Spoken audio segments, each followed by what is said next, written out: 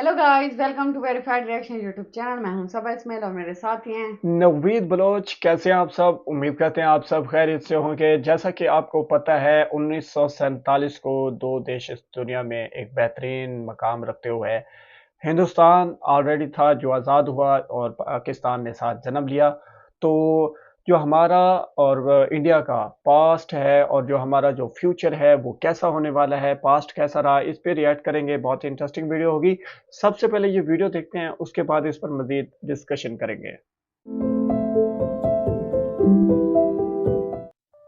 1947 में south Asia में British राज की समाप्ति के बाद एक नए संघर्ष की शुरुआत हुई, जिसके परिणाम स्वरूप एशिया में शांति शब्द ही खत्म हो गया। ये संघर्ष है दो पड़ोसी देशों का संघर्ष, भारत पाकिस्तान संघर्ष। 1947 में भारत का बंटवारा हुआ और इस्लाम के नाम पे एक देश बनाया गया जिसका नाम पाकिस्तान रखा गया। अंग्रेजों से आजादी मिलने के बाद तुरंत भारत और पाकिस्तान कश्मीर को लेकर आपस में भिड़ गए और तब से लेकर आज तक इन दोनों देशों के बीच रिलेशन ठीक नहीं हो पाए हैं। तो नमस्कार दोस्तों, स्वागत करते हैं आपका चार्जिंग पॉइंट हिंदी में। दोस्तों, आज के इस वीडियो में हम बात करेंगे भारत और पाकिस्तान के पास्ट, प्रेजेंट और फ्यूचर के बारे में। तो जानने के लिए जुड़े रहिए आप इस वीडियो के साथ।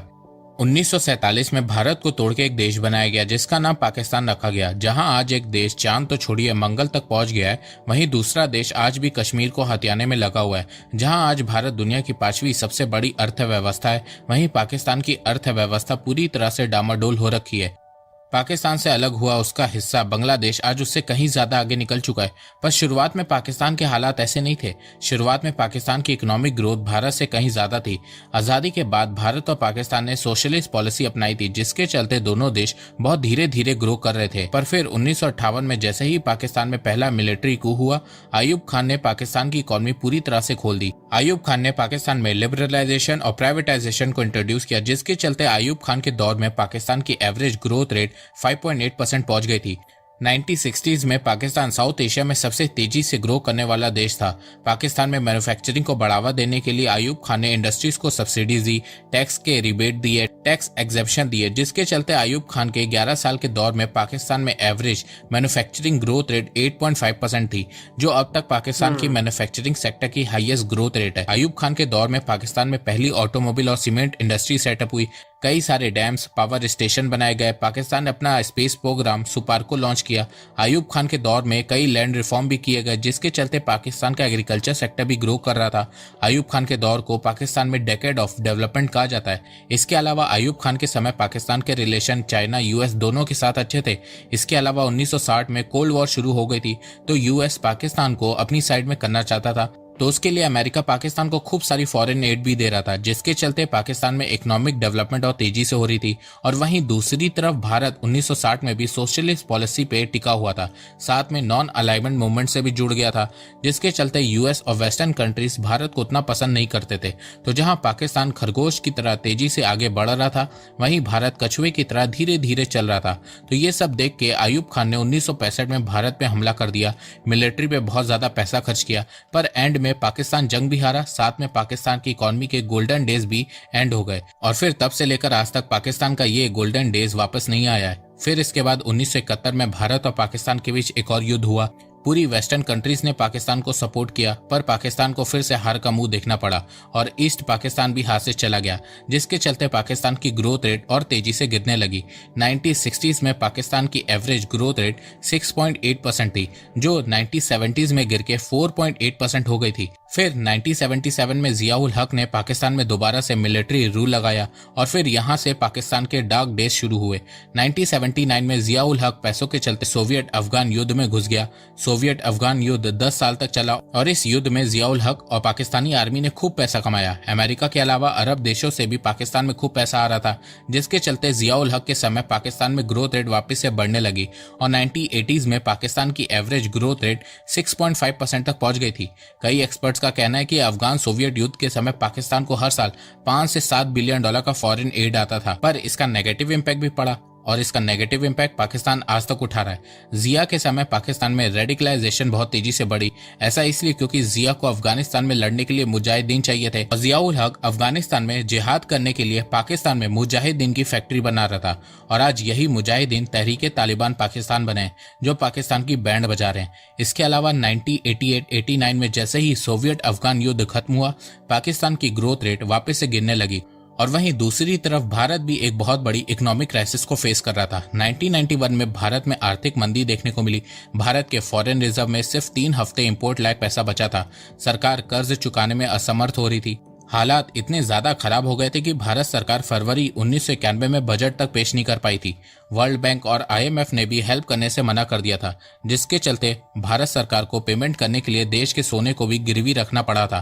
तब इस आर्थिक संकट से भारत को निकालने के लिए भारत सरकार ने लिबरलाइजेशन पॉलिसी अपनाई और भारत के मार्केट को दुनिया भर की कंपनीज के लिए खोल दिया, जिसका रिजल्ट ये निकला कि एक के बाद एक फॉरेन कंपनी भारत में आने लगी और इंडियन कंपनी के साथ मर्ज होने लगी और इससे इंडिया की ग्रोथ जर्नी की शुरुआत हुई।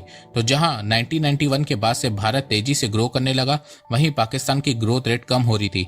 साथ में पाकिस्तान का कश्मीर ऑब्सेशन भी बढ़ता जा रहा था। इसी बीच 1998 में भारत और पाकिस्तान दोनों ने न्यूक्लियर टेस्ट किया और दोनों न्यूक्लियर आर्म कंट्री बन गए।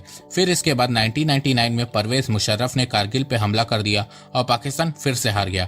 पर मुशर्रफ की लॉटरी तब लगी जब 2001 में अमेरिका अफगानिस्तान में उतर गया और इससे फिर पाकिस्तान में भर भर के डॉलर आने लगे, जिससे पाकिस्तान की इकॉनमी फिर से ठीक होने लगी। पर फिर जैसे जैसे यूएस अफगानिस्तान को कंट्रोल करने लगा, यूएस की एड पाकिस्तान में कम होने लगी और फिर पाकिस्तान की ग्रोथ रेट फिर से गिरने लगी। पर फिर 2013 में चाइना की पाकिस्तान में एंट्री हुई। चाइना पाकिस्तान को सीपेक का सपना दिखाने लगा और उसे लोन देने लगा और डेट ट्रैप में फंसाने लगा, जिससे कुछ समय के लिए पाकिस्तान की ग्रोथ रेट फिर से ठीक होने लगी, इन्फ्लेशन कंट्रोल होने लगा। पर यह चीज भी ज्यादा दिन नहीं चली। देखो, पाकिस्तान की इकोनॉमिक ग्रोथ हमेशा से बोरोड ग्रोथ रही है। पाकिस्तान की इकोनॉमी हमेशा से फॉरेन एड और लोन पे चलती आ रही है। मतलब कभी अमेरिका पाकिस्तान को पैसा देता है, तो कभी सऊदी पैसा देता है, तो कभी IMF पैसा देता है, तो कभी चाइना पैसा देता है और उसी से पाकिस्तान की ग्रोथ हो रही है। पर अब पाकिस्तान के बोरोवर्स धीरे धीरे कम होते जा रहे हैं। यूएस ने पाकिस्तान को एड देना खत्म कर दिया है। सऊदी ने भी अब लोन पे शर्त लगाना शुरू कर दिया है। चाइना भी अब पाकिस्तान को ज्यादा कर्ज नहीं दे रहा है। इसके अलावा IMF भी पाकिस्तान को पैसे देने से पहले बहुत कड़ी शर्तें सामने रख रहा है, जिसके चलते पाकिस्तान के पास पैसा ही नहीं आ पा रहा है। पाकिस्तान के पास कोई मेजर इंडस्ट्री नहीं है, एग्रीकल्चर सेक्टर भी कमजोर हो गया है, IT सेक्टर नहीं है और इन सब रीजन के चलते पाकिस्तान इकोनॉमिक कोलैप्स की तरफ बहुत तेजी से बढ़ रहा है। तो जहां पाकिस्तान बोरोड ग्रोथ से चल रहा था, वहीं 2000 के बाद से भारत ने सर्विस सेक्टर में बहुत ध्यान दिया। इंफॉर्मेशन टेक्नोलॉजी, BPO जैसी टेक्निकल फील्ड में फोकस करना स्टार्ट किया। IT सेक्टर के बढ़ने से न केवल भारत की अर्थव्यवस्था मजबूत होने लगी, बल्कि इंडियन बिजनेसेस की भी ग्रोथ होने लगी। IT सेक्टर के कारण भारत को ग्लोबली अपने आप को रिप्रेजेंट करने का मौका मिल गया और भारत ने यह मौका गंवाया भी नहीं और अपने बिजनेस को वर्ल्ड वाइड फैलाना स्टार्ट कर दिया। इसके अलावा 2014 से 2018 तक भारत वर्ल्ड की फास्टेस्ट ग्रोइंग मेजर इकोनॉमी भी बना, जहां 1947 से 1990 तक भारत की एवरेज ग्रोथ रेट 4% थी, वहीं 1991 से भारत की एवरेज ग्रोथ रेट 6% से ज्यादा होने लगी और ये जो डेकेड चल रहा है, इसमें भारत की एवरेज ग्रोथ रेट 7% प्रेडिक्ट की गई है। पाकिस्तान के प्रेजेंट सिचुएशन की बात करें तो 1947 से लेकर अब तक पाकिस्तान 23 बार IMF से भीख मांग चुका है और इस बार पाकिस्तान में जो इकोनॉमिक क्राइसिस आई है वो अब तक की सबसे बड़ी और वर्स्ट इकोनॉमिक क्राइसिस आई है और इस बार पाकिस्तान के कोलैप्स होने के चांसेस सबसे ज्यादा हैं। ऐसा इसलिए क्योंकि पाकिस्तान में इन्फ्लेशन 36% से ज्यादा हो गया है। पाकिस्तान के पास सिर्फ एक हफ्ते लायक फॉरेन रिजर्व बचा है। पाकिस्तान का एक्सटर्नल डेट $130 बिलियन से ज्यादा हो गया है। कई एक्सपर्ट्स का मानना है कि पाकिस्तान टेक्निकली डिफॉल्ट हो चुका है, बस डिक्लेयर करना बाकी है। इसके अलावा पाकिस्तान की आर्थिक स्थिति इस समय इतनी ज्यादा खराब है कि उसका असर अब पाकिस्तान की आर्मी पे भी दिखना शुरू हो गया है। यूरेशियन टाइम की रिपोर्ट के अनुसार पाकिस्तान में फ्यूल क्राइसिस की वजह से पाकिस्तान आर्मी ने इस साल के सभी वॉर गेम और मिलिट्री ड्रिल्स को रोकने का फैसला कर लिया है। इस समय पाकिस्तान की हालत इतनी ज्यादा खराब है कि पाकिस्तान के पास टैंक्स तो हैं, पर उनमें भरने के लिए फ्यूल नहीं है। फ्यूल क्राइसिस के अलावा पाकिस्तान आर्मी फूड शॉर्टेज को भी फेस कर रही है। इसके अलावा पाकिस्तान अपने एसेट जैसे कि motorways, highways, airport, port, railway को भी बेच रहा है। पाकिस्तान की गवर्नमेंट ने कराची पोर्ट के 6 से लेकर 9 बर्थ को UAE की प्राइवेट कंपनी को 50 सालों के लिए $220 मिलियन में बेच दिया है। अगला नंबर इस्लामाबाद इंटरनेशनल एयरपोर्ट का है। इसके अलावा फॉरेन इन्वेस्टर भी पाकिस्तान को छोड़ के जा रहे हैं। बेयस जो एक फार्मास्यूटिकल कंपनी है वो पाकिस्तान को छोड़ के चली गई है, जिसके चलते पाकिस्तान में दवाइयों की प्राइस बढ़ने वाली है। इसके अलावा पाकिस्तान से US pharmaceutical company Eli Lilly जा चुकी है। इसके अलावा नॉर्वे की कंपनी टेलीनॉर और south Korean company Lotte chemical Pakistan छोड़ने वाली हैं। इन दोनों कंपनी ने डिस इन्वेस्टमेंट शुरू कर दी है। इसके अलावा टोयोटा और सुजुकी मोटर्स ने पाकिस्तान में बाइक और कार बनाना बंद कर दिया है। पाकिस्तान की इस साल की ग्रोथ रेट 0.2% प्रिडिक्ट की गई है, वहीं भारत 7% से ग्रो करने वाला है। इसके अलावा कई इकोनॉमिक एक्सपर्ट का कहना है कि पाकिस्तान को जो IMF से $3 बिलियन का लोन मिला है उससे पाकिस्तान की लोन प्रॉब्लम और बढ़ेगी। पाकिस्तान को जून 2024 तक $25 बिलियन कर्ज चुकाना है और 2026 तक $77 बिलियन कर्ज चुकाना है, जो पाकिस्तान की GDP का 22% है। तो $3 बिलियन लोन लेने से पाकिस्तान का कर्ज ही बढ़ने वाला है। तो देखा जाए पाकिस्तान जो इकोनॉमिक क्राइसिस को फेस कर रहा है वो लॉन्ग टर्म 10-15 सालों तक चलने वाली है, जिससे पाकिस्तान और पाकिस्तान की आर्मी कमजोर होती रहेगी। वहीं भारत की बात करें तो इस समय भारत दुनिया की 5वीं सबसे बड़ी इकोनॉमी है। भारत के पास दुनिया की 4th पावरफुल मिलिट्री है। भारत की GDP $3.7 ट्रिलियन से ज्यादा है, वहीं पाकिस्तान की $340 बिलियन है। भारत का फॉरेन रिजर्व $600 बिलियन से ज्यादा है, वहीं पाकिस्तान के पास सिर्फ $4 बिलियन फॉरेन रिजर्व बचा है। इसके अलावा भारत IT फार्मा सेक्टर में ग्लोबल पावर है, वहीं पाकिस्तान टेररिज्म में पावर है। भारत में इलेक्ट्रॉनिक मैन्युफैक्चरिंग बढ़ रही है, भारत के एक्सपोर्ट बढ़ रहे हैं, बहुत सी मेजर कंपनीज भारत में आ रही हैं, जिससे भारत में फॉरेन डायरेक्ट इन्वेस्टमेंट बढ़ रहा है। भारत में इन्फ्लेशन कंट्रोल में है, भारत में पॉवर्टी कम हो रही है, इंफ्रास्ट्रक्चर स्ट्रांग हो रहा है। तो देखा जाए आज के समय पाकिस्तान भारत के सामने कुछ भी नहीं है। फ्यूचर की बात करें तो पाकिस्तान का फ्यूचर यही है कि वो हर देश हर फाइनेंशियल ऑर्गेनाइजेशन से खुल के भीख मांगेगा, जैसे वो आज मांग रहा है। महंगाई पाकिस्तान के लोगों की कमर तोड़ेगी, पाकिस्तान का कर्ज बढ़ता जाएगा, यंग पाकिस्तानी पाकिस्तान छोड़ के जाएंगे और पाकिस्तान में टेररिज्म फिर से तेजी से बढ़ेगा। वहीं भारत की बात करें तो भारत का आने वाला फ्यूचर बहुत ही शानदार होने वाला है। भारत आने वाले 4 साल में $5 ट्रिलियन के साथ साथ वर्ल्ड की 3rd लार्जेस्ट इकोनॉमी बनने वाला है। इसके अलावा दुनिया भर के टॉप ऑर्गेनाइजेशन, एजेंसी और इकोनॉमिस्ट का मानना है कि 2030 तक भारत इकोनॉमिक पावर देश बन सकता है। 2030 तक भारत की नॉमिनल GDP कम से कम $8 से $9 ट्रिलियन के बीच होगी। इंफ्रास्ट्रक्चर की बात करें तो 2030 तक भारत का इंफ्रास्ट्रक्चर बहुत बेटर हो जाएगा। Dedicated freight corridor, Bharatmala, Sagarmala complete हो चुके होंगे। इसके अलावा बहुत से इंडस्ट्रियल कॉरिडोर कंप्लीट हो चुके होंगे और ये सब भारत की अर्थव्यवस्था में बहुत ज्यादा योगदान भी दे रहे होंगे। तो जहां पाकिस्तान का फ्यूचर डार्क है, वहीं भारत का फ्यूचर ब्राइट है। देखो, भारत को आजाद हुए 76 साल हो चुके हैं और आने वाले 24 सालों में भारत के 100 साल पूरे हो जाएंगे।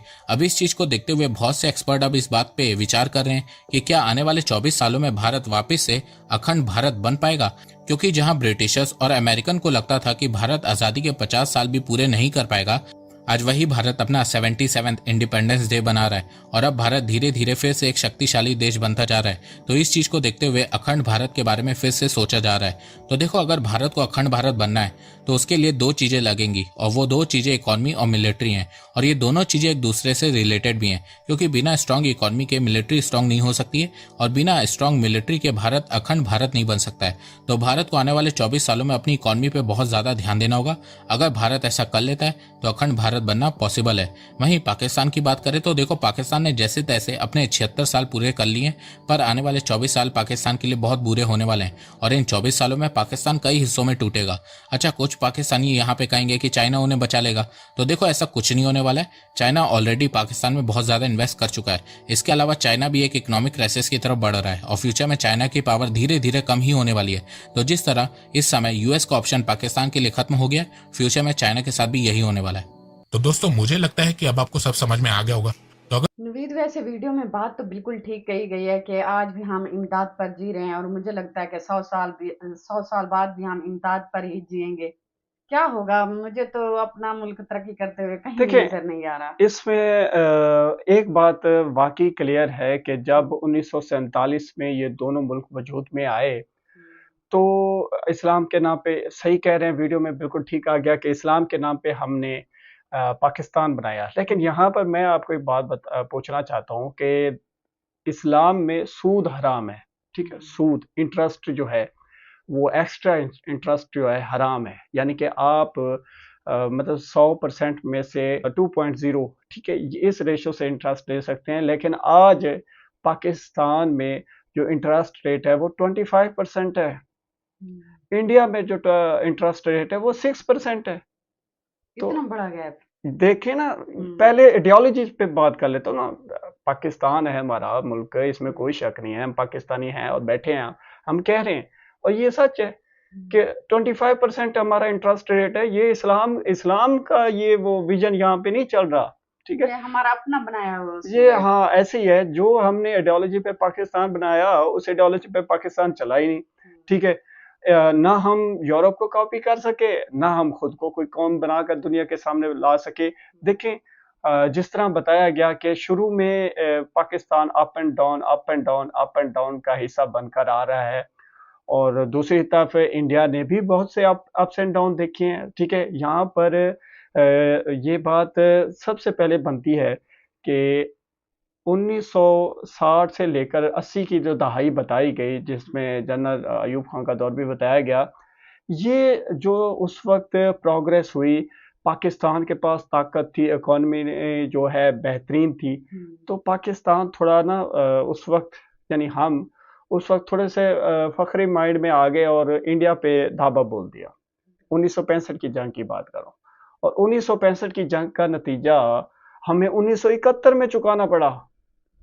1971 में हमने 1965 की जंग का जो खमियाजा था, जो नतीजा था, वो हमें मिला 1971 में, ठीक है। यूं समझ लें, चले 1965 की जंग ड्रॉ हो गई, तो फिर 1971 में क्या हुआ?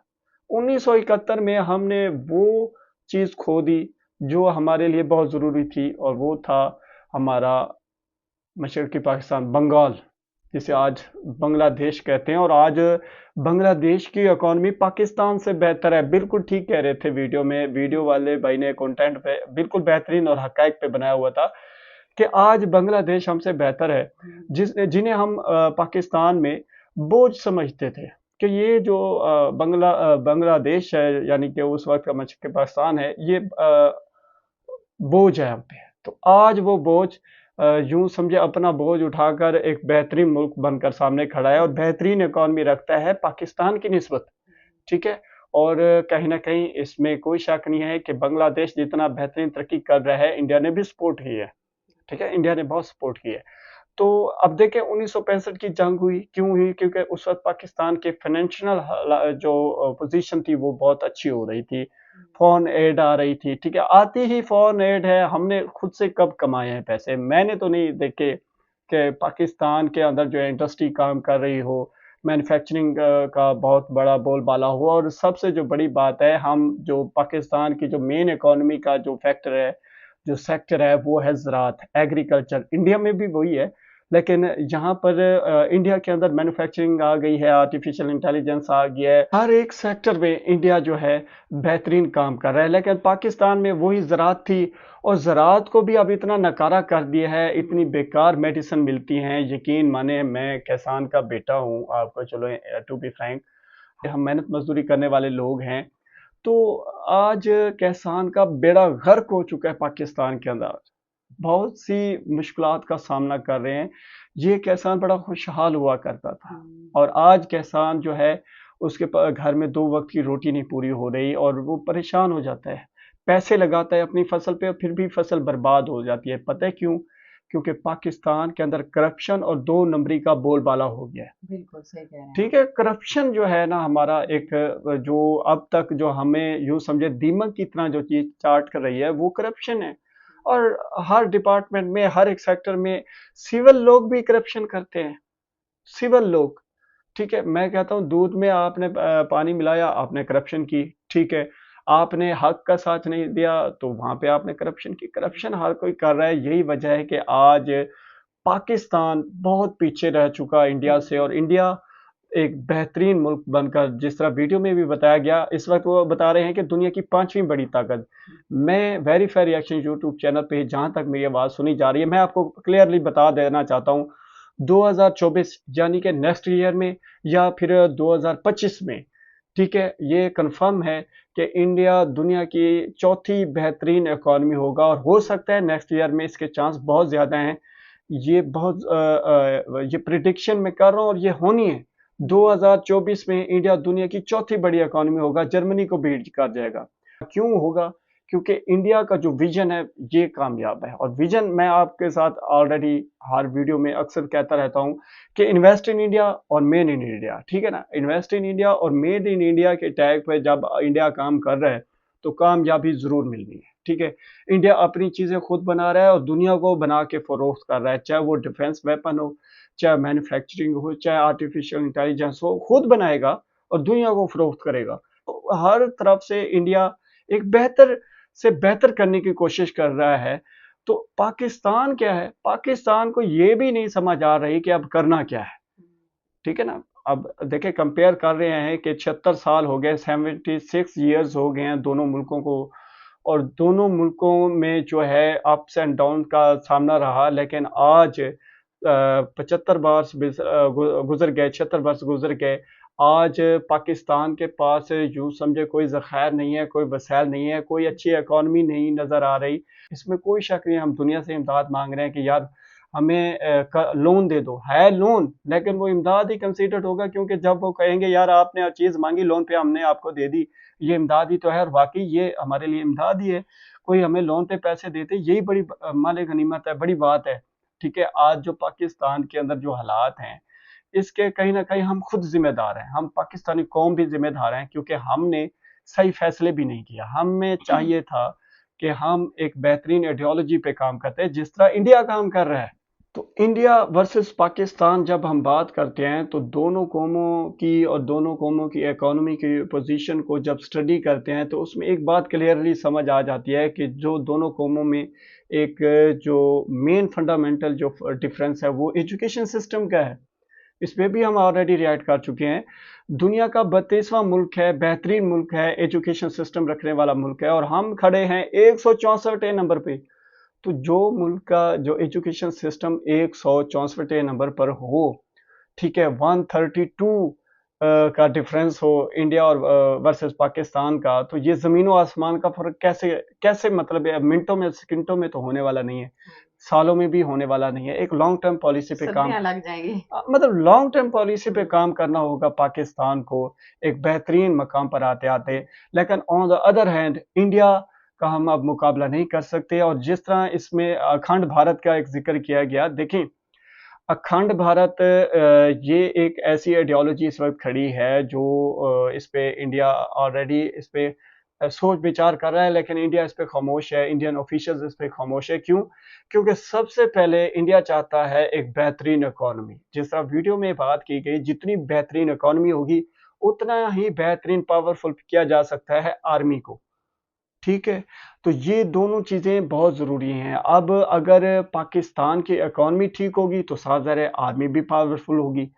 तो जब हमारी इकोनॉमी इतना अप्स एंड डाउन का सामना कर रही है, और जिस तरह कहा गया कि पाकिस्तान के अंदर जो है पाकिस्तान की जो मिलिट्री है वो अपनी ड्रिल नहीं करेगी क्योंकि उनके पास फ्यूल नहीं होगा। तो ये उस तरह के वो जो जो भी न्यूज़ बनती है उसमें कहीं ना कहीं ग्राउंड रियलिटी कोई रीज़न होता है, ठीक है, कोई ना कोई एक बात अथेंटिक होती है, और वो है कि पाकिस्तान की इकोनॉमी ठीक नहीं है। हाँ बिल्कुल ये बात दुरुस्त है, पाकिस्तान की इकोनॉमी तो बहुत यूं समझे सिसक सिसक के चल रही है, और हम पाकिस्तानियों से बेहतर और कौन जानता है।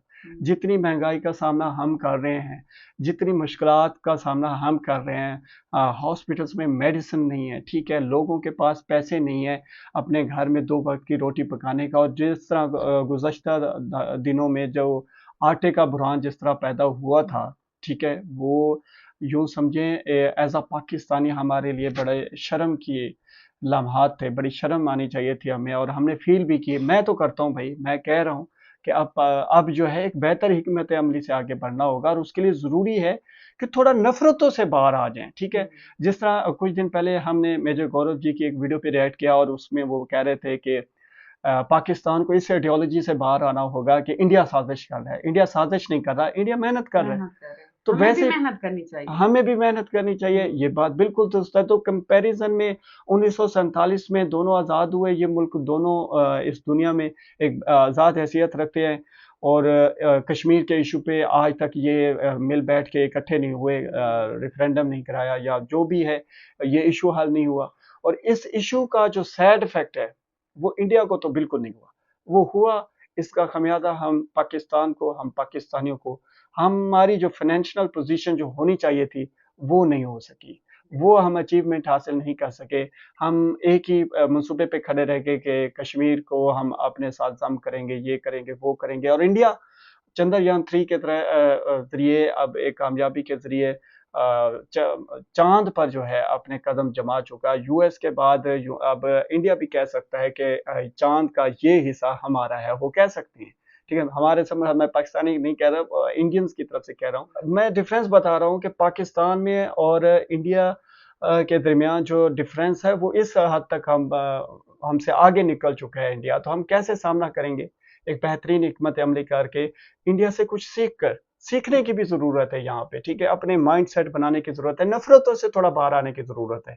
और इंडिया की जितनी भी तारीफ़ की जाए वो कम है, क्योंकि इंडिया वो वैद एक ऐसा मुल्क है, या इंडियन आर्मी वो वैद एक ऐसी आर्मी है जिसने कभी किसी पर पहला हमला नहीं किया।